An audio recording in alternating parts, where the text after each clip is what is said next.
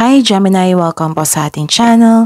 Ito ay inyong daily Gabay Tarot reading for July 19, 2024. Please be reminded kung naka-resonate kayo, comment down. Kung hindi kayo naka-resonate, ibigay niyo po sa iba kasi channel reading po ito.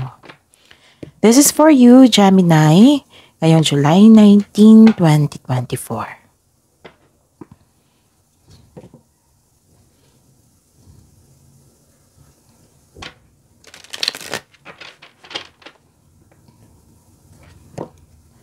Maraming salamat po sa inyong patuloy na suporta at maraming salamat po sa mga hindi nag-skip ng ads.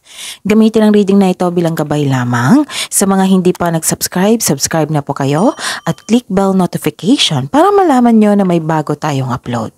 May lumabas dyan ngayon sa screen, panoorin nyo po at sundin ang instruction.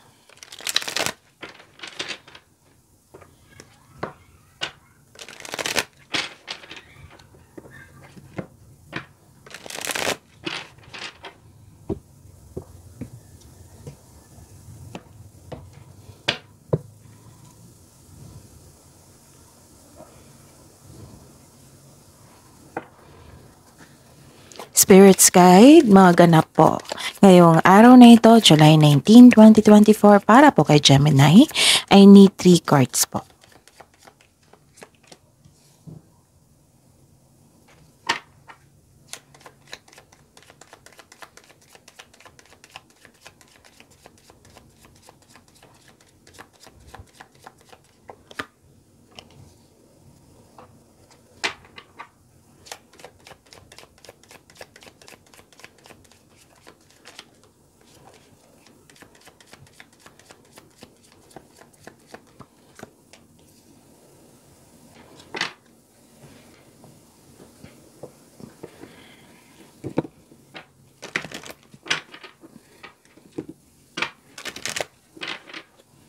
Spirits Guide, mensahe nyo pa para kay Gemini ngayong July 19, 2024. I need 2 cards po.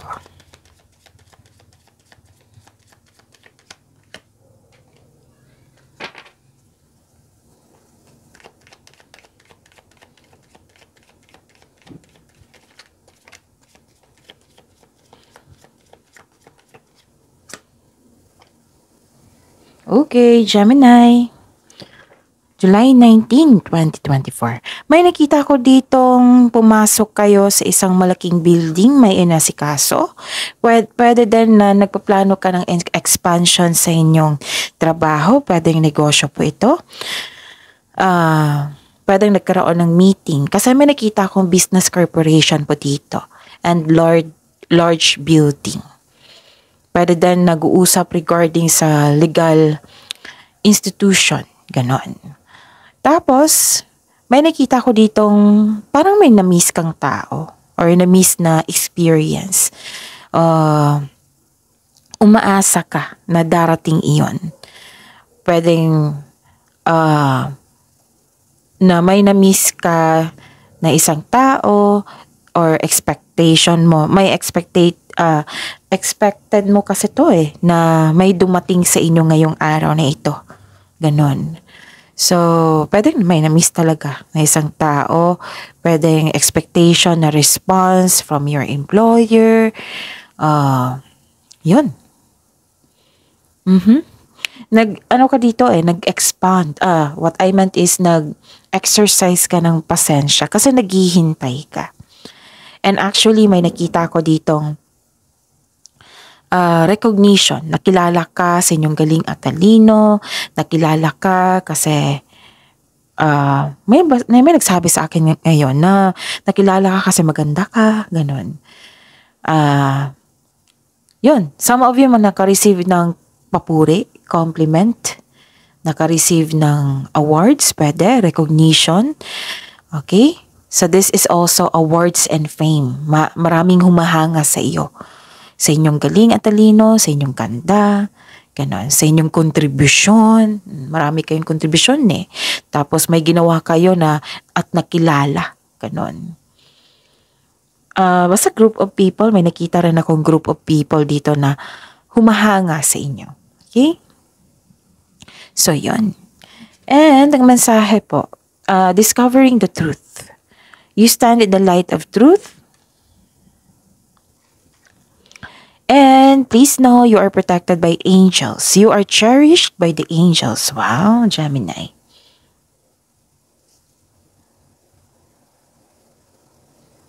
So, believe in yourself, ha? Kasi kahapon pa to ang lakas ng confidence mo. Gemini. Actually, kayong tatlo. Air signs. Gemini, Libra, and Aquarius. Spirit's Guide, ano po ang energy ni Gemini ngayong July 19, 2024?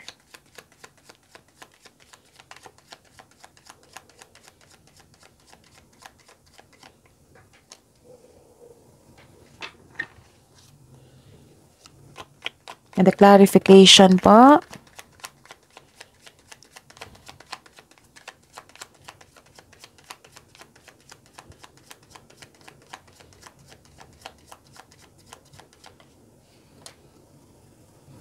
Okay, Gemini, this is daily reminder para hindi kayo makalimot or maguluhan.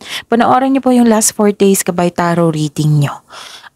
Like for example, napanood niyo ito July 19. Panoorin niyo po yung 18, 17, 16, 15. Kung may nakita or narinig kayong repeating message, kailangan yung bigyan niya ng atensyon. Kung pwede po, bigyan niyo po ng solusyon at aksyon. Okay? So what is your energy, Gemini? May nagsabi sa akin ngayon na mahabang tulog mo. Or nag-decide ka na yung magpahinga para makapag-isip. Pero lalaban ka pa rin dito kasi pagod ka. Pagod ka tapos lalaban ka pa rin. Okay? Magpahinga ka tapos lalaban pa rin.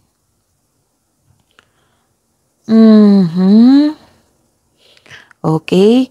May nakita ako ditong pagsisiyasat sa sarili. Nakaramdam ka ng pagod? O wala kang pahinga? Pwedeng stress or nagkaroon ng anxiety? Pwede rin na may pakiramdam ka na yung stress or masakit ang katawan mo? Kasi sobrang pagod mo eh. Actually, kahapon sobrang busy mo kung hindi ako nagkakamali. Pero ngayon, nag-decide ka na magpahinga. It might be na may na complete ka na trabaho, kasi may resulta din dito eh. Tapos ngayon, nag-decide kayo magpahinga. Tapos nag-iisip kayo, nagbabalanse kayo. Ingatan nyo lang ha, kasi ang weakness nyo is overthinking. Pero so far, wala pa naman ako nakita dito. And this is very good kasi nag-decide kayong magpahinga. Kasi nakaramdam kayo ng pagod. Okay? It might be stress kayo. Ikaw ay nagpahinga upang makapag-isip na mabuti para makapaghanda o magpagaling. Oo, magpahinga ka tapos lalaban pa rin kayo. Ganun. Sobrang sipag nyo, Gemini. So this card asks you to relax, calm your mind, and reflect. Sleep and meditation ay kailangan. So nakikinig ka sa inyong katawan. Hindi lang sa isipan nyo na nagbabad kayo sa inyong isipan, kundi nakinig ka sa inyong katawan. Oops, kailangan ko magpahinga kasi nakaramdam na ako ng pagod, parang stressed na ako, parang nagkaroon ako ng anxiety. So kailangan ko magpahinga at lalaban pa rin ako bukas. Ganun. This is very good, Gemini, kasi nakikinig ka sa iyong katawan. Okay. Tapos, wow, so this is wealth and generosity. Nakikita ko rin dito na maasahan kayo, mahusay sa buhay, at mahilig kayong magbigay ng, alam nyo ba, nakikita ko dito, may nagsabi sa akin ngayon, kaya nagbanat talaga kayo ng buto, sobrang sipag nyo, kasi gusto nyo mag-provide. Most of you, siguro, breadwinner, kasi nakikita ko dito, gusto nyo mag-provide talaga, magbigay ng pera. May nagsabi sa akin ngayon, enrollment, ganun. You are very responsible, Gemini. Pwede din na leader ka sa isang grupo. Pwedeng negosyante kayo. Basta sobrang sipag nyo. Wow. So, financial stability, this card tells you to take leadership role. So, may offer na leadership role dito. Oo. So, sabi po ng card dito, accept nyo po daw kasi bagay ito sa inyo. Okay? May nakita ko dito, if it might be, nangyari na ito na yung yung nagkaroon ng tagumpay sa pananalapi at sa inyong buhay karera. Basta may growth dito eh. Na nasa yung kamay na, katatagan ay nasa yung kamay na, yung sagot sa mga katanungan nasa kamay na, yung dapat mong gawin na makapagpa-asenso nasa yung kamay na, ganun. May nakita rin akong kasosyo po dito or magbibigay ng tulong sa inyo upang mamuhunan, upang tulungan ka para makamit mo yung layunin mo, yung pangarap mo sa buhay. Wow!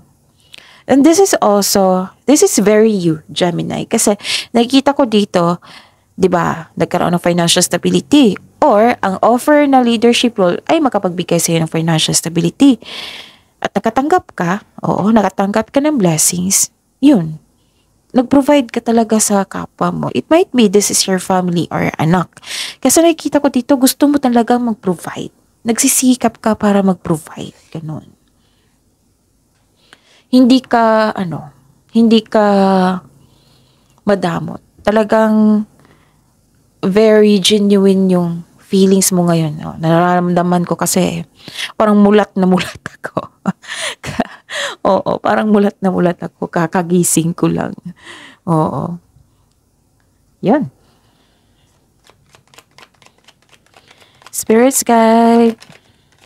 Career and money po ni Gemini ngayong July 19, 2024. Nakikita ko talaga dito, nagtiwala ka sa iyong sarili. Yung, yes, nakikinig ka sa iba. O sa ibang tao na, it might be, this is your mentor. Pero mas umusbong yung what I meant is, mas naniwala ka talaga sa iyong sarili. Very confident kayo ngayon. Gising na gising ako, Gemini. Oo. Kaya nga ramdam na ramdam ko yung movement nyo ngayon. Oo. Parang whole day ako gising. Gano'n. Kakagising ko lang.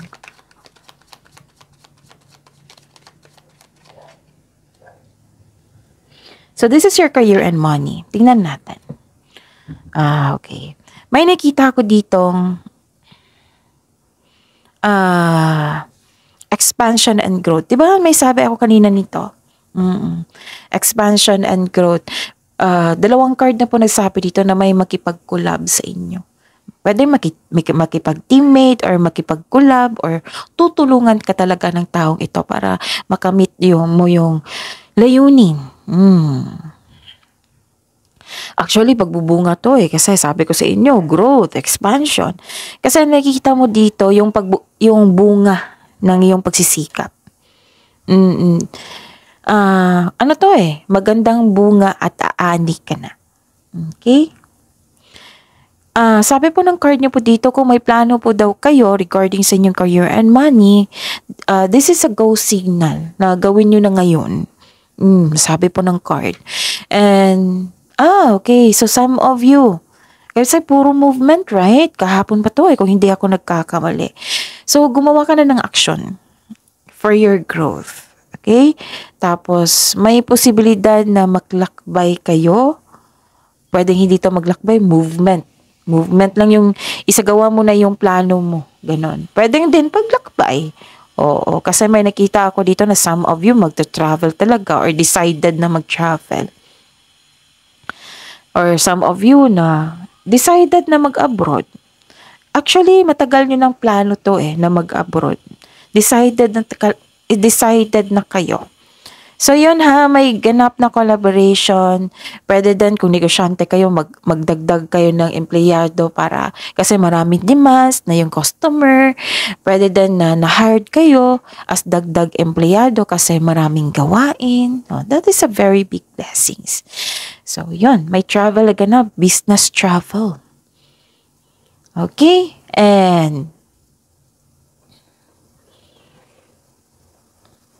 okay. At first, nagkaroon kayo ng hesitation para simulan nyo yung matagal mong plano. Pero, don't worry kasi nakita ko naman dito na binigyan mo na ng action. Marami kasing lumabas dito ng action. At iwasan yung maging yung mainit ang ulo. Baka may matigas ang ulo dyan na yung hindi madaling kausap. Oo. Pero then na mainit ang ulo mo or disappointed ka kasi may travel or may delay sa hinintay mo. Ganon. So, yun. Ang sabi po ng card, kahit anong pagsubok man yan, huwag kayo mag-give up. Kaya nga na tama yung decision mo na mag-rest kayo kasi yun, baka stress kayo, nagkaroon kayo ng anxiety, ganun. Mag-ingat din po kayo sa manloloko ha kasi lumabas siya dito. Parang parating pa ito. Yun. Spirits Guide, Love Life, Self-Love, Partnership, and Romance ni Gemini ngayong July 19, 2024. Yun na, maraming salamat po sa patuloy na suporta sa ating channel at maraming salamat po sa mga hindi nag-skip ng ads. May lumabas dyan sa screen nyo ngayon. Panoorin nyo kung gusto nyo po yan, then follow instruction. And the clarification of this card po.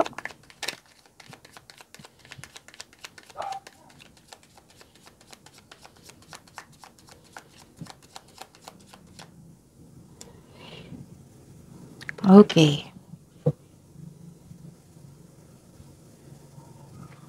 Okay. Nakikita ko dito na, may hindi nagkasundo. This is your love life, ha? Self-love, partnership, and romance. May hindi nagkasundo. Pwedeng break up ito or nagput ng space, hindi nagkibuan. Pwede din na may naisip ka na nag-invest ka ng time and effort sa isang tao tapos sabi mo, sayang ang oras ko sa taong yun. Oo, nakita ko dito. Kasi si Gemini, very pangkayan eh. At yun nga, sabi ko sa inyo parati, very genuine kayo. Totoong-totoo. Ayaw nyo yung mga flowering words. Nakikita ko dito na sayang ng time and effort ko sa isang tao yun. So, that is kunin nyo lang yung learnings doon. So, at least naging totoo kayo, diba, sa sarili. At yun, some of you nakikita ko dito may tampuhan, pwede separasyon or nagput ng space. So alam nyo ba kung magput kayo ng space sa isang relasyon, that is a sign of respect. Kasi may tao, pag parati kayong kasama niya, tapos may complaint ka na sa kanya kasi hindi siya nagbibigay ng halaga sa inyong relasyon, sa inyong connection, hindi niya marirealize yan kasi parating andyan eh. So put some space. And i-pray mo tong taong ito, sana sa space na ito, sana God na ma-realize niya, sana tulungan niya ako, sana ma-save namin yung connection namin. Ganun, i-pray mo instead na mag-worried ka. Okay? And makinig kayo sa inyong tuition kasi may mensahe po para sa inyo. Okay? Ano pa?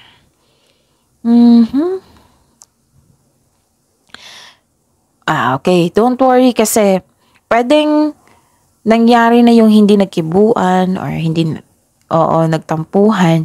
Ngayon nagkaayos na kayo. Opo. Kasi nagkaroon ng renewal of love. Wow. Yung very supportive na kayo. Siguro after na nito, nag-usap talaga kayo. Kasi nakikita ko dito yung positive emotions flow. Kasi masaya kayo. Pwede din may buntis or the arrival of new baby. Pwedeng kayo ito. Pwedeng may nagkwento sa inyo ngayon. Ganun na malapit sa inyo. Ayun. And sa mga single dito. May parating sa inyo ng new love. Pwedeng This is gift from the universe. Pwedeng bagong taong ito, pwedeng yung makapagbigay sa inyo ng new connection at magbibigay ng love and peace of mind and happiness. Pwedeng self-love, pwedeng bagong tao talaga. Pwedeng kaibigan, ganon. So, sabi po ng card, open your heart to receive this gift sa mga single dyan. Parati ko itong nasa babasa sa inyo, Gemini, na may parating talaga sa inyo. Okay? So, wow. So, that's it. I think yun na. See you tomorrow. Gemini, please like, subscribe, and click bell button for notification para updated po kayo sa daily tarot reading natin. Maraming salamat po.